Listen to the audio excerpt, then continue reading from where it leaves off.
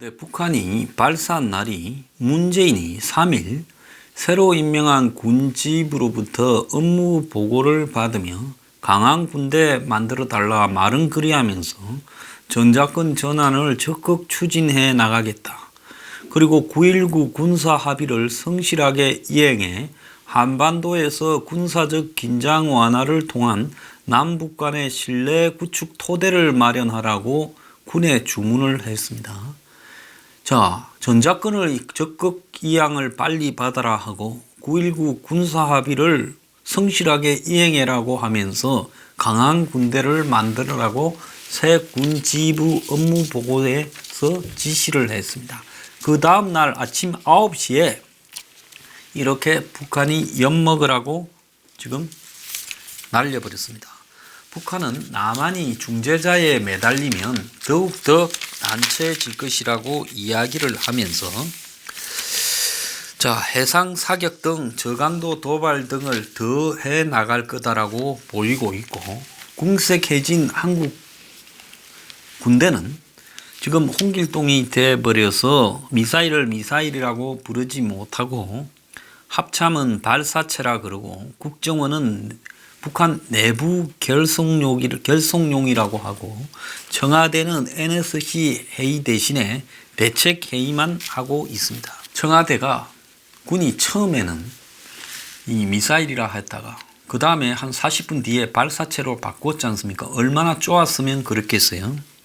그런데 북한이 김정은이 그 궤도 등을 실은 이런 사진을 밑에 놓고 그걸 지켜보는 그런 또 모습이 공개되고, 또 미사일 모양이 발사되는 모양이 다 공개되면서 사진이 공개되자 매우 당황했던 겁니다. 처음에는 신속 발표했고 이후 분석이 필요해 번복했다고 말을 하지만은 분석이 안 됐다면서 어떻게 미사일이 아니라고 단정했는지 의문이고요. 3일 연휴를 앞두고 5월 3일 날 대통령 보고를 했습니다. 그러니까 연휴 3일 중에 첫 휴일 아침에 가장 이렇게 군인 나사가 풀렸을 때 아니겠습니까?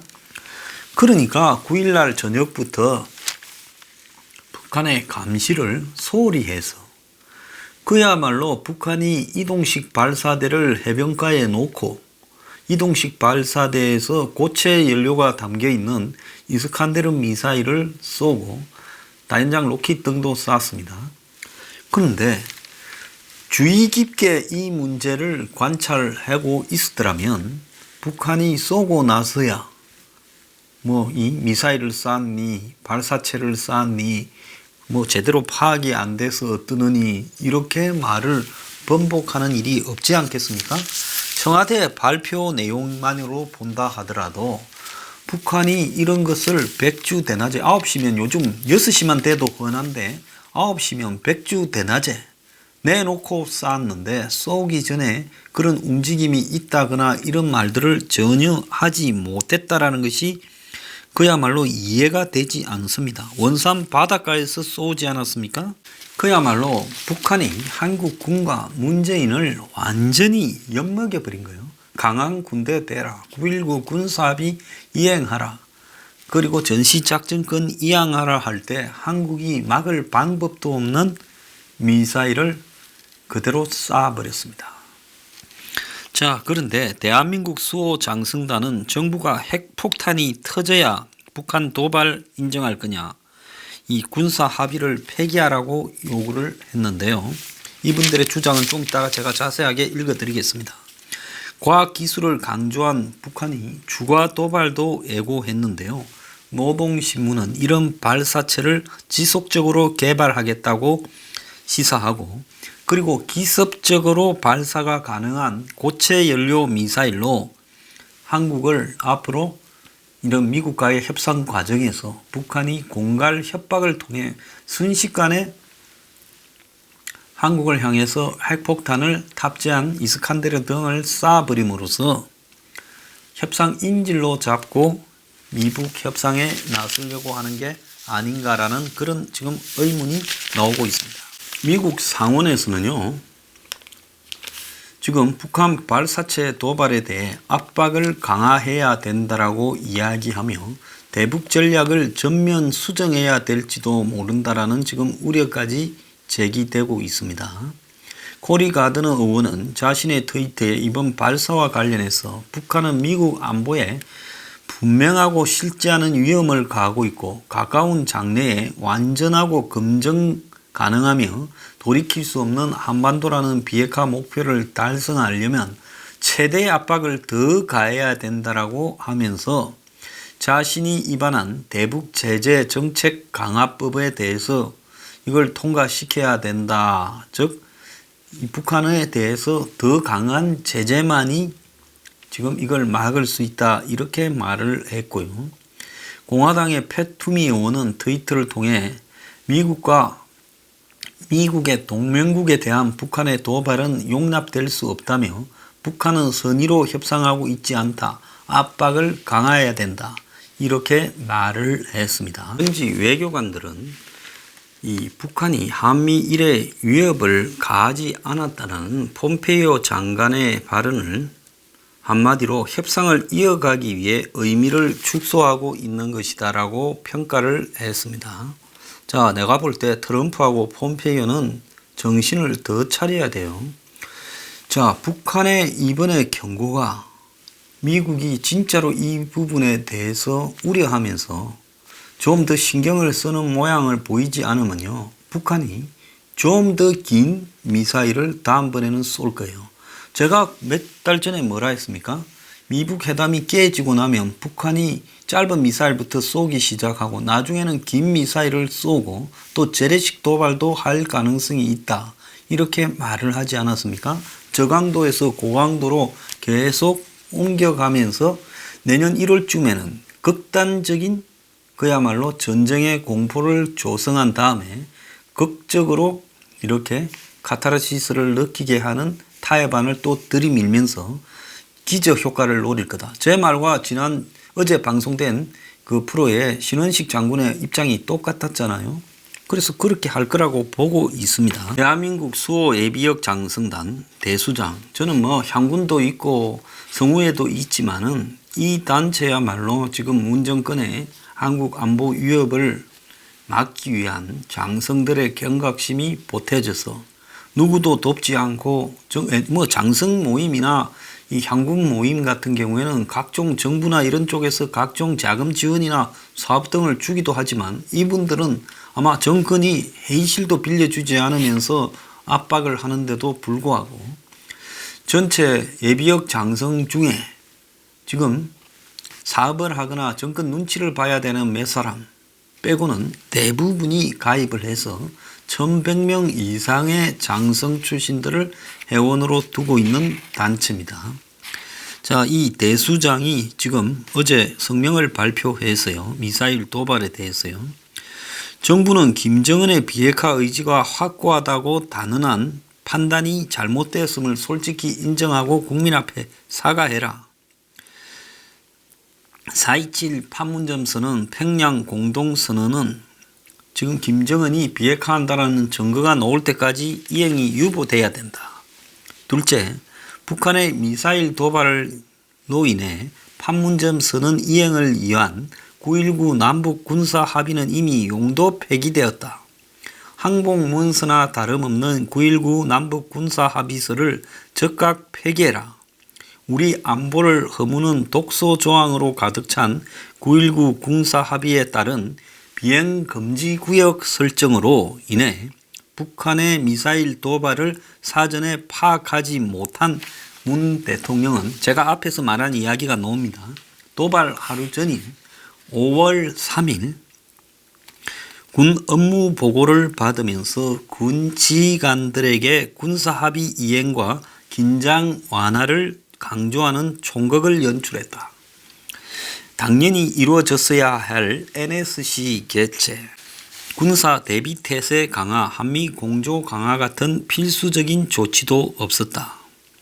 서울 한복판에 미사일이 떨어지고 우리 영토에 핵폭탄이 터져야 북한 도발을 인정하겠다는 것이냐. 셋째, 한미 동맹을 굳건히 하고 한미 연합 방위 태세의 출발인 원활한 정보 공유 체제를 즉각 복원해야 된다. 주한미군과 협의하여 북한 도발 징후를 사전에 파악할 수 있도록 한미연합 정보 자산을 최대한 활용하여 감시 태세를 강화하라. 만약 근본 북한 미사일 발사 징후를 미국이 사전에 알려주지 않았다면 우리에 대한 미국의 불신이 극에 달했다라는 거다. 미국은 하노이 회담 결렬조차 알려주지 않아 우리 정부의 황망함이 노출되었던 하노이 건의 지금 재판을 지금 한국에 보여주고 있다. 넷째, 북한 미사일 기술 발전을 고려해 삼축 체계든 미사일 기존 대응 억제 체계를 전면 보완하고 이를 조기에 구축해야 된다. 킬체인은 노동 스커드 미사일 같은 액체 연료 미사일에 유효한데 이번에 북한이 과시한 고체 연료를 사용하는 신형 미사일은 연료 주입 시간이 필요 없어 킬체인의 효력이 감소된다. 더구나 편심 탄도 방식의 비행은 페이트리어트나 사드의 요격까지 피할 수 있어 KAMD 체계가 무력화될 수 있다. 즉 한국형 미사일 방어 체계를 무력화할 수 있다. 앞으로 북한이 지금 대형 잠수함까지 건조해 SLBM을 거기에 탑재하게 될 때는 상황이 더 어려워진다. 국민에게 이런 북핵 위협 상황을 알리고 대안을 마련해야 되고 현재 킬체인과 KAMD로 충분하지 않다면 억제력을 높여야 된다. 미국의 도움이 필요한 부분과 우리 스스로 할 부분을 구분해서 빨리 해라.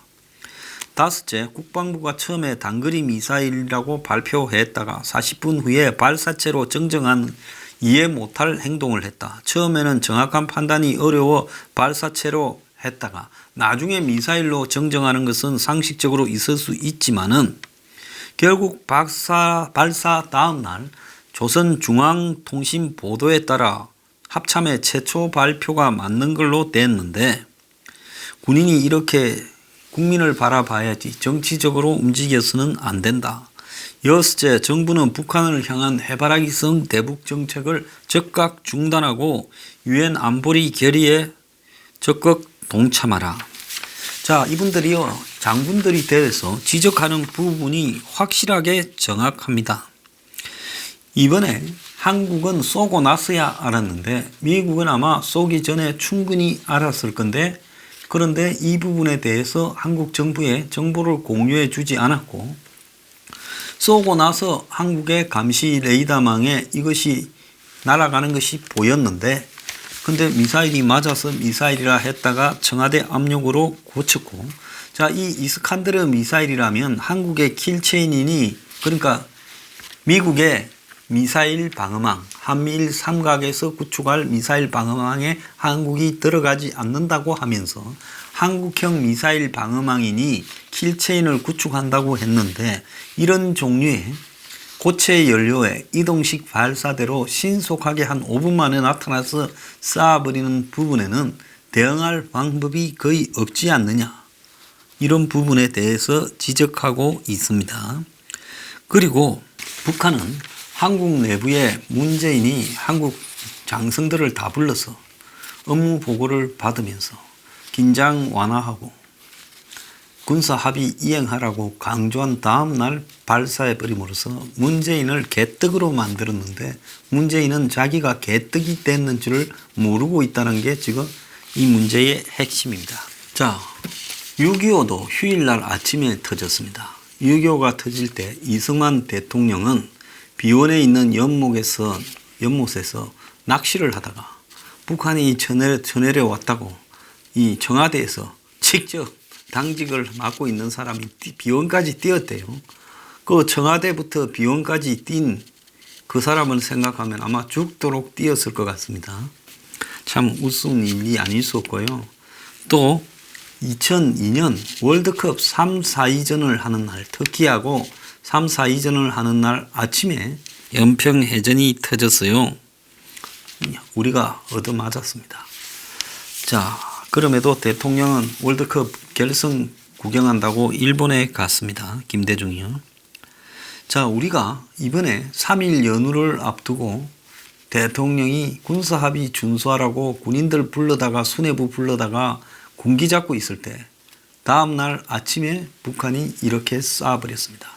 아마 이제 군은 대통령한테 보고 끝났다, 이제 다행이다 라고 하면서 룰루랄라 했을 거예요. 그날 저녁에 한잔 하든지 말입니다. 그런데 아침에 그냥 북한이 쏴버린 겁니다. 북한이 이런 발사 시간도 전부 이 면밀하게 체크를 했을 걸로 보이고 있어요. 자, 이쯤 되면 한국은 지금 스스로 군사 합의 준수한다고 정찰기나 드론을 띄우지 못하지 않습니까? 휴전선 가까이요. 그러면서 북한이 원산 인근에서 쏴버린 이스칸데르 미사일 발사에 대해서 사전에 그 기미조차도 알지 못했고, 김정은이가 움직이는 행보에 대해서조차도 한국은 전혀 알지 못하고 있다는 게 드러났습니다. 자, 그러면 북한이 이스칸데르 미사일을 몇 개 갖고 있는지 모르겠지만은 저 미사일을 가지고 서울에서 부산에, 인천에, 대구에, 대전에, 세종시에 전부 한 개씩 겨냥해서 날려버리면 한국이 불과 저 미사일 한 대여섯 발만으로 초토화돼 버린 채 항복하는 수밖에 더 생기겠습니까? 자, 그런 상황에서 여전히 9.19 남북 합의를 준수하라 하고, 그래서 일부러 NSC를 안 열고 있습니다. 일부러요. 왜? NSC를 열면 한국이 긴장하고 있다라는 부분을 북한을 자극할까 봐, 또 저거들이 미사일이 아니라고 우기고 있기 때문에 그래서 북한을 자극 안 하려고 일부러 NSC조차도 열지 못하고 대책 회의조차도 하고 있지 않습니다. 자, 북한이 저런 심각한 신무기를 개발해서 쐈다면 우리가 대응 방법이 없다라는 거 아닙니까? 그러니까 군사적으로는 주적이 우리가 대응 방법이 없는 문제들을 보여주었을 때 우리는 그 문제에 대한 해결책을 개발하기 위해 각고의 노력을 해야 되는 거 아니겠어요? 미국 보고 이 신무기에 대해서 좀 가르쳐 달라. 어떻게 해야 요격이 가능하냐? 너네들은 방법이 있냐? 너네들의 팩1, 팩2, 팩3 가지고 페이트리엇 미사일로는 요격을 못하지 않냐? 그렇다고 사드나 SM3는 저렇게 고도가 높게 날아갔을 때 쏘는 건데, 저거는 낮게 날아와가지고 마지막에 해피 기동하면서 속도가 더 빨라지는데 저 미꾸라지 같은 미사일을 어떻게 요격할 수 있겠느냐? 그러면 저기에다가 핵폭탄을 실어서 50kg짜리 전술 핵무기를 실어서 쏘면 그 뭐 서울이든 주요 도시가 초토화되지 않겠느냐? 그러면 우리가 어떻게 해야 되냐? 이런 문제를 미국하고 지금 협의를 해야 되고요. 정상적이라면 9.19 군사 합의를 이제는 우리는 깨겠다. 북한이 먼저 도발했기 때문에 이런 9.19 군사 합의를 지킬 이유가 없다라고 문재인이 선언해야 되지요. 그런데 그런 이야기를 지금 하고 있지 않는 겁니다. 그렇다면 이거는 제정신이 아니라고 봐야 되는 거 아니겠습니까? 자, 더 나아가서 저거를 쏘기 직전까지 한국이 저걸 몰랐다면 한국군이 매년 40몇 조씩을 쓰면서 가지고 있는 전력 증강 사업이 다 뭐냐는 겁니다. 자, 미국으로부터 무인 드론을 도입해 놓고는 띄우지를 못한다? 북한과의 군사 합의 때문에요? 뭐 이런 개 같은 경우가 있어요. 그 다음에 미국이 한국에는 이제 정보를 주지 않지 않느냐. 미국은 아마 저것들이 그걸 이동식 발사대를 깔고 쏘기 직전까지 과정에 대해서 처음부터 끝까지 다 보고 있었을 건데, 그럼에도 미국이 저걸 가지고 뭐라 이렇게 한국에 통보를 안 했고 한국군이 그 뒤에 입장을 바꾸고 하는 모습을 보면서 미국이 지금 조롱하고 있다고 하지 않았습니까? 이제 미군은 한국군과 정보 공유도 안 해요. 왜? 한국에서 북한에 찔러줄까 봐 겁이 나서 그러지 않겠어요? 과거에 노무현 정권 때도 그런 일이 있다고 당시 합참에서 핵심적으로 일했던 장성한테 직접 제가 들었습니다. 미군 장성이 찾아와서 하는 이야기가 한국 정부에 우리가 정보 공유를 하기가 어렵다. 왜냐? 주면 위로 갈까봐 못한다고 했다는데, 그때만 해도 이 정도는 아니었는데 그때도 그랬는데 지금은 정보 공유를 할 수 있겠습니까? 그러니까 이번에 북한의 미사일 발사는 군사 합의 부분을 문재인이 이제는 파기해야 된다. 자, 문재인이 군사 합의를 성실히 이행하라고 군인들을 조지는 다음날 북한이 이걸 쐈습니다. 자, 문재인 할 말이 뭐가 있습니까? 그래서 미국에는 이것들이 이렇게 뻔뻔하거나 저것들이 바보냐, 이해가 가지 않는 집단이라고 한국을 지금 바라보고 있습니다.